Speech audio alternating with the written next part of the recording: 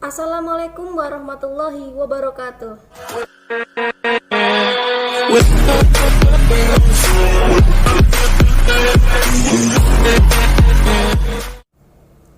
Perkenalkan, nama saya Lisa Sri Ayu Lestari, NIM 1825038 dari program studi manajemen semester 5A.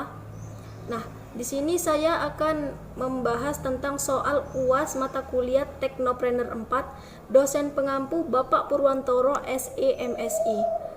Baik, langsung saja kita masuk ke soal yang pertama ya. Nah, soal yang pertama, jelaskan apa yang membedakan produk Anda dengan pesaing. Nah, biasanya kan bakso diolah menjadi makanan bakso kuah. Oh ya, sebelumnya jadi produk kami itu yaitu berupa cemilan basreng. Nah, basreng itu adalah bakso goreng. Nah, biasanya kan bakso itu diolah menjadi makanan bakso kuah, bakso crispy, bakso bakar, dan lain-lain. Nah, di sini produk yang kami buat diolah dengan cara digoreng. Digorengnya itu bukan bulat-bulat, tapi dia tuh digoreng, diiris dulu tipis-tipis. Jadi dia tuh ibarat kerupuk gitu kan. Nah, basreng ini termasuk makanan yang tahan lama, kurang lebih 1 minggu bisa kurang lebih 1 minggu dikonsumsi. Selain itu, basreng ini memiliki varian rasa yang berbeda dari olahan bakso lainnya. Nah, varian rasanya itu seperti balado, jagung manis, pedas, dan pedasnya itu yang berlevel-level. Nah, dalam proses pemasarannya, kami melakukan diferensiasi produk karena ini sangat penting untuk memberikan kontribusi terhadap persepsi pembelian bahwa tidak ada merek yang serupa dengan produk yang kami pasarkan. Jadi nama produk kami itu adalah basreng Pandawa. Arti Pandawa itu adalah pedas tiada dua. Oke, kita lanjut ke pertanyaan yang kedua. Apakah produk Anda memiliki hal yang membedakan sehingga perlu dipertahankan? Jelas beda dari produk lainnya, karena produk kami ini termasuk produk baru, sehingga masyarakat belum terlalu mengenalnya. Maka peluang bisnis produk kami ini sangat luas, karena belum banyak pesaing. Nah, jadi produk kami ini harus dipertahankan, apapun resikonya harus dijalankan, harus bisa bersaing dengan produk-produk lainnya dengan cara mengembangkan ide-ide kreatif lainnya. Oke, lanjut. Pertanyaan yang nomor 3.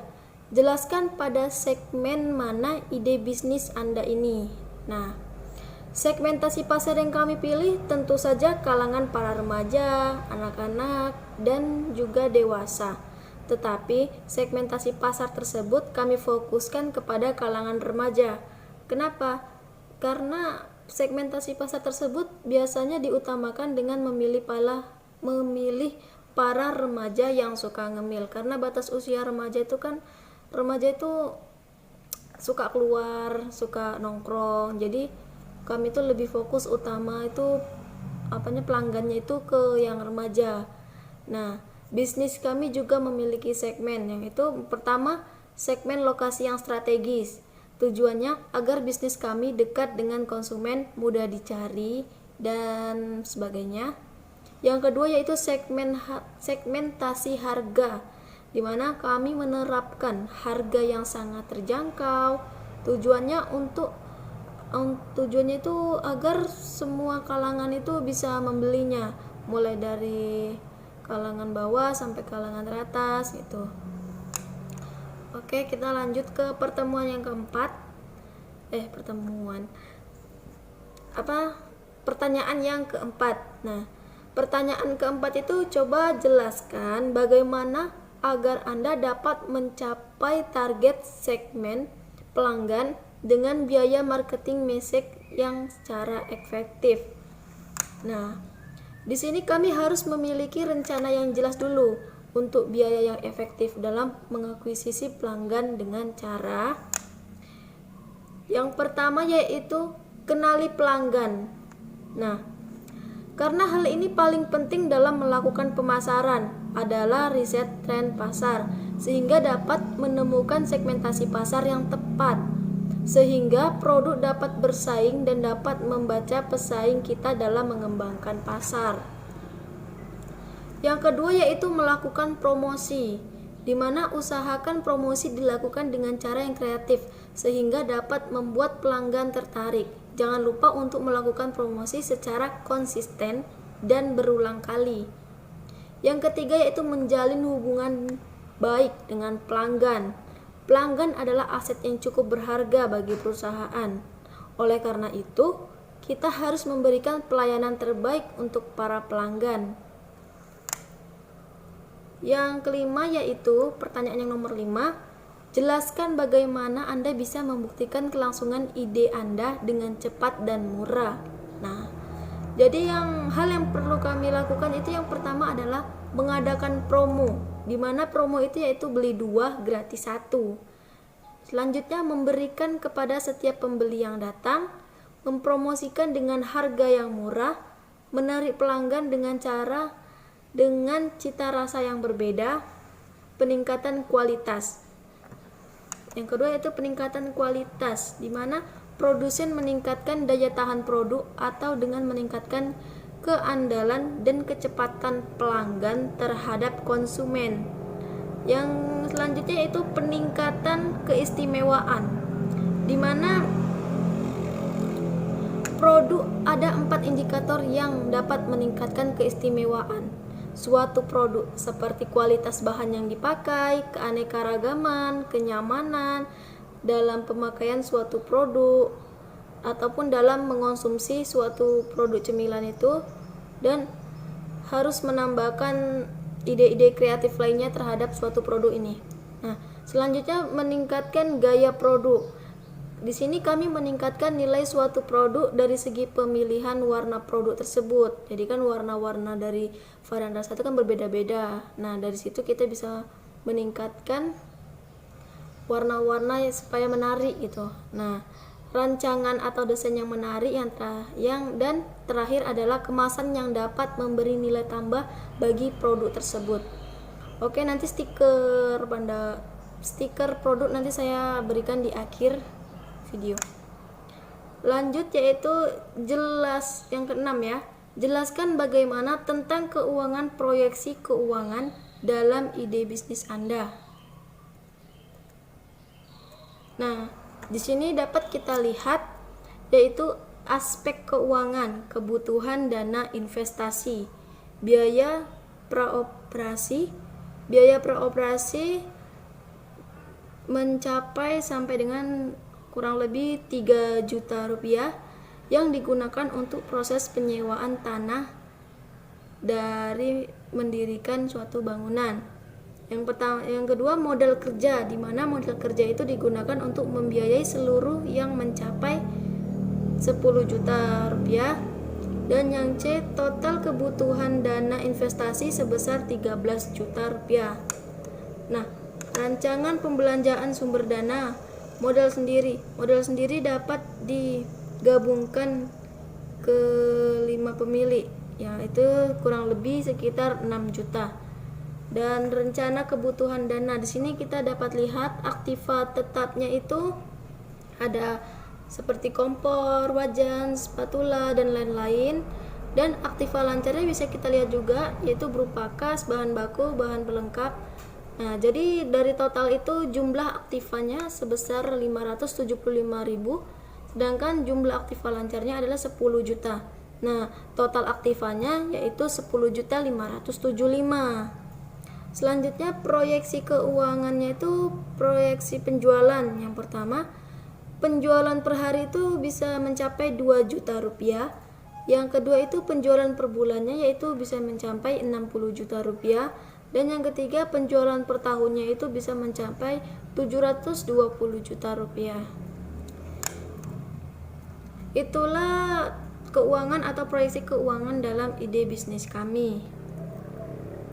Lanjut ke pertanyaan yang nomor 7 ya, yaitu jelaskan seperti apakah profil calon pelanggan Anda. Nah, Jadi profil calon pelanggan kami itu yang pertama adalah anak-anak.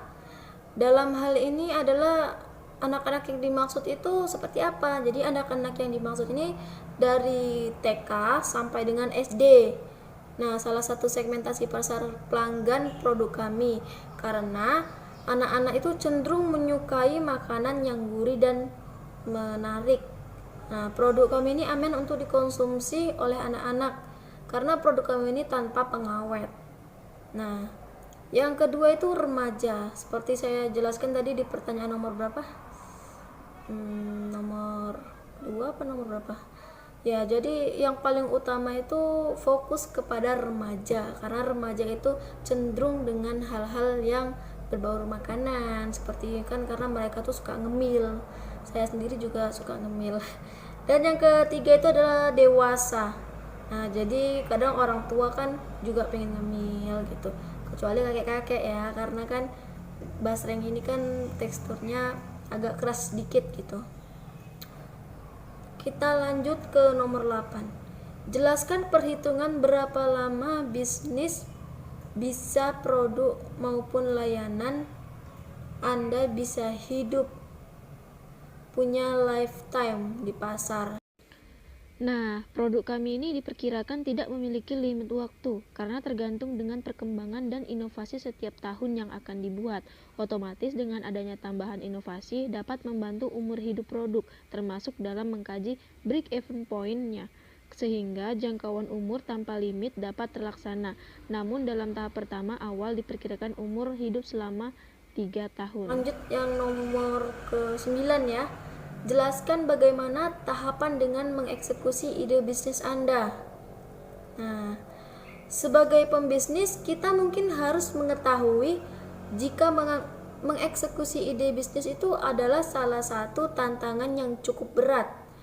Hal ini dikarenakan ide sekreatif apapun akan sia-sia jika tidak digerakkan niat untuk mengeksekusinya. Tanpa basa-basi, lebih lanjut saya akan berikan tips agar dapat mengambil langkah yang tepat untuk mengelola ide-ide kreatif. Yang pertama yaitu adalah mencatat, di mana hal pertama yang diperlukan adalah mencatat. Namun,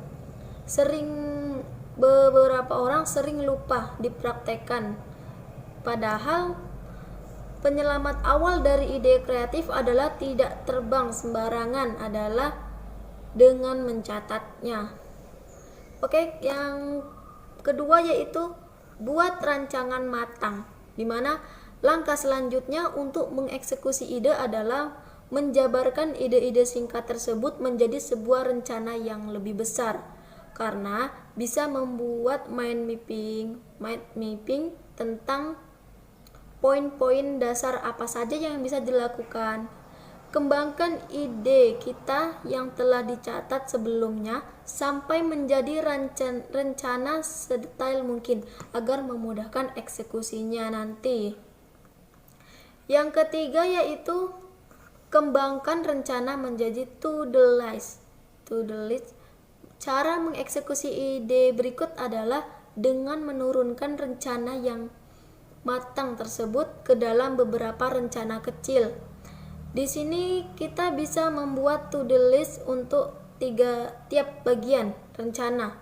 Tujuannya adalah agar kita tidak lupa pada hal-hal kecil yang kadang luput dari rencana besar. To-do list ini dapat memadu selama proses mengeksekusi ide. Yang nomor 4 yaitu melakukan riset produk dan bisnis. Nah, langkah selanjutnya adalah memastikan produk atau ide kreatif yang mau kamu kembangkan atau mau kita kembangkan mendapatkan tempat di pasaran. Untuk itu, kita harus melakukan riset produk yang akan dijual, seperti kita harus dapat mencari informasinya melalui media internet maupun dari koran-koran gitu. Yang kelima yaitu fokuskan diri mengembangkan ide. Nah, sebisa mungkin, jadi gini, sebisa mungkin kita tuh harus tahan diri untuk tetap fokus dan tidak mengalihkan perhatian ke hal lain. Kesungguhan mengembangkan ide dapat mempercepat idemu terrealisasi. Yang keenam yaitu belajar dari permasalahan bisnis orang lain. Nah, dimana kita ini harus belajar atau ya kita tanya ya kan, apa sih kendala-kendala bisnis orang lain. Nah, dari situ kita bisa belajar. Nah, jadi kita tuh harus mencari informasi juga ya kan, supaya kita dapat ilmunya juga dari orang lain, bagaimana cara mengatasi masalah-masalah gitu. Yang ketujuh yaitu perbanyak networking dengan orang sukses. Nah, jika kamu kesulitan merealisasikan ide kamu, ingatlah pepatah ini. If you are the smartest person in the room, then you are in a wrong room. Nah, carilah kenalan atau teman-teman dari kalangan orang-orang sukses untuk membantu kamu menghidupkan ide kreatif. Dengan melakukan langkah ini, kamu tidak hanya bisa mewujudkan mimpi kamu, namun juga meminimalisir kerugian modal yang harus dikeluarkan.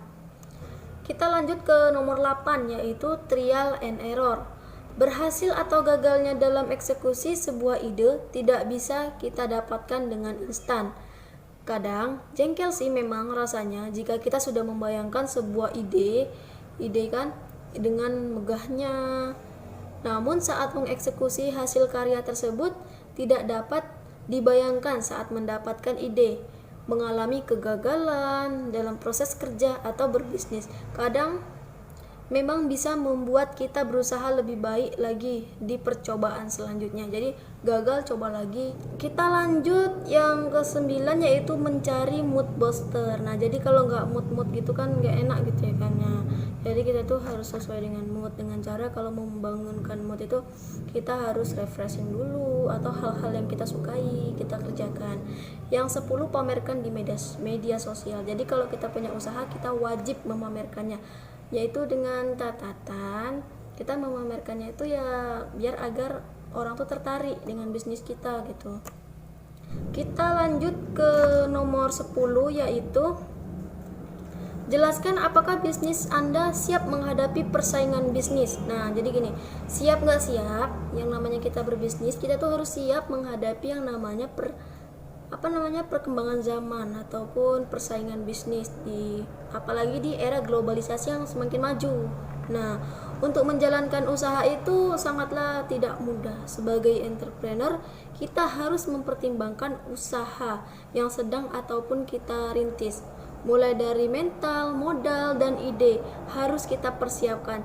Jangan sampai kita pada saat di tengah jalan ide untuk mengembangkan usaha kita habis ataupun karena beratnya persaingan, karena kalau kita tidak sungguh menjalankan usaha kita bisa-bisa menyebabkan usaha kita bangkrut dan mengalami kerugian. Ya, siapa sih yang mau usahanya bangkrut? Nah, makanya itu kita harus siap, selalu sigap.